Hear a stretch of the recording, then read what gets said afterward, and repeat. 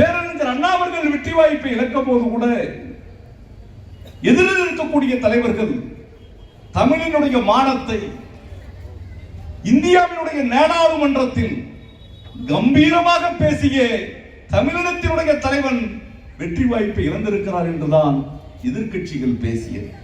ஆனால் இந்த உலக நாட்டில் நான் தேடிக்கொண்டிருக்கிறேன், சட்டமன்றத்திலே உன் தகப்பனாரை என்று சொல்கிறானே, நான் கேட்கிறேன், மானங்கெட்ட தமிழ்நாட்டினுடைய முதலமைச்சர், உன்னை சட்டமன்றத்துக்குள்ள வச்சு பாத்துக்கிறோம்டா. நாங்க என்ன கோமாளி பைகளை நினைச்சுக்கிட்டு இருக்கிற?